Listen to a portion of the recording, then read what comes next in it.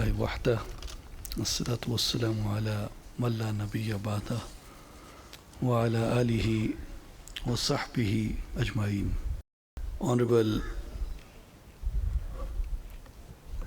guests, Assalamu alaikum wa rahmatullahi wa barakatuh. I warmly welcome you all here in the Muslim Institute. I am very thankful to the Ambassador of Kazakhstan to Pakistan, His Excellency, Mr. Yerzhan Kistafin, Honorable General Khalid Amir Jafri, Honorable Sir Brigadier Abdul Rahman Bilal, Dr. Honorable Zafar Hijazi, Dr. Shabana Fiaz, Dr. Alia Suhail Khan Saiba, Dr. Ghazala, Dr. Namuna, and all honorable guests,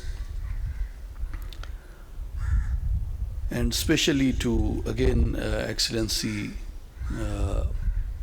Yerzhan Kistafin for sparing precious time from his busy schedule to give a talk on Pakistan-Kazakhstan relations, opportunities to enhance cooperation.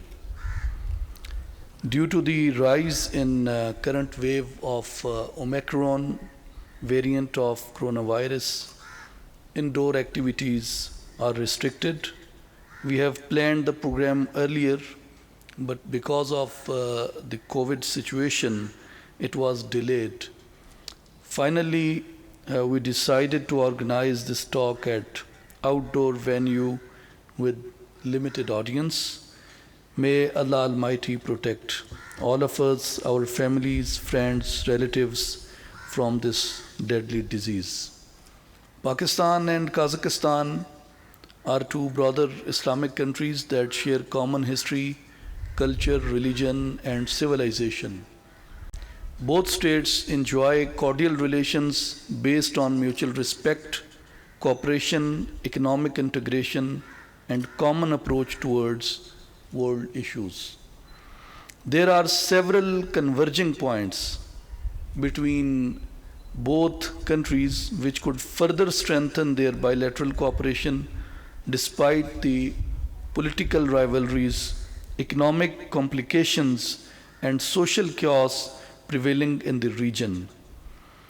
The Central Asian region is undergoing a paradigm shift that aimed at further enhancing regional connectivity through greater regional cooperation and socio-economic integration.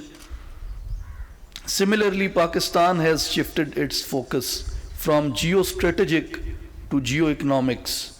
That is encouraging for both countries to utilize their geographical importance for economic cooperation.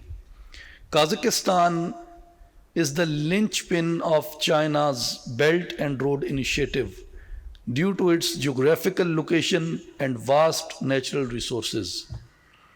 Similarly, China-Pakistan Economic Corridor is a flagship project of BRI that has huge potential for regional economic integration. Pakistan provides a natural link to connect the Eurasian heartland with the Arabian Sea and South Asia. At the inter-regional and intra-regional level, Pakistan can offer the critical land routes and connectivity for mutually beneficial trade and energy transaction. Therefore, rigorous commercial diplomacy or economic diplomacy is the need of the hour. Though there is a huge potential of cooperation in the field of energy such as oil and gas, civil nuclear cooperation and renewable energy, but lack of direct geographical communication between both countries hamper bilateral economic and trade cooperation and coordination. Therefore, innovative plans should be focused to enhance connectivity. The reconstruction and renovation of the Karakoram Highway in the 2000s greatly expanded Pakistan's access to Western China Karakoram Highway could be expanded, which may be utilized to enhance regional connectivity. Another option could be the potential links between Islamabad and Astana through the connection of railways such as Kazakhstan, Turkmenistan, Iran, and Pakistan, Iran, Turkey. Kazakhstan's new economic policy, if I pronounce correctly, Nurli Jol, to develop and modernize roads, railways, ports, Pakistan's CPEC for the upgradation and dualization of ML1 are also converging. The Pakistan Iran Turkey railway route has further enhanced the possibility of the realization of this plan. Strong political commitments and inclusion of private sectors could be beneficial for the desired goals of socio-economic integration and greater regional connectivity. Moreover, both states can work closely to bring peace and stability in Afghanistan. Security and humanitarian situation in Afghanistan has proved one of the major impediments to geographical connectivity and economic integration.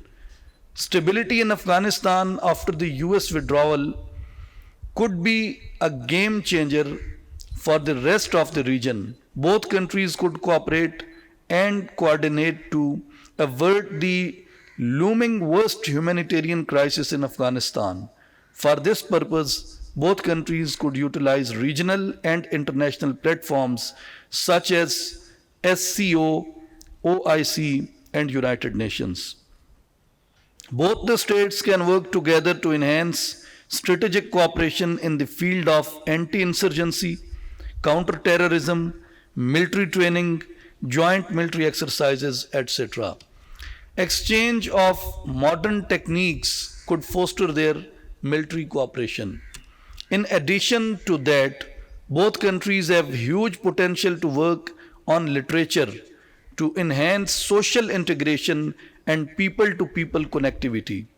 Translation and exchange of Sufi literature could help counter evils of extremism and radicalization, as Sufi literature inculcate ideas and practices such as love, peace, harmony, and peaceful coexistence.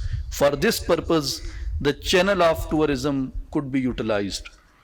Moreover, enhanced people to people contact on regular exchange between universities, organizations, artists, research centers, and mass media may deepen cooperation in the fields of education, research, science, culture, art, tourism, and sports. Both states have a number of agreements and MOUs in the fields of trade and commerce, agriculture, defense, and disaster management. There is a need to further diversify and intensify the Pak-Kazakh bilateral cooperation in these areas as well. With these words, I would like to thank once again all the honorable distinguished guests and look forward for insightful talk by His Excellency, Ambassador of Kazakhstan. Thank you very much.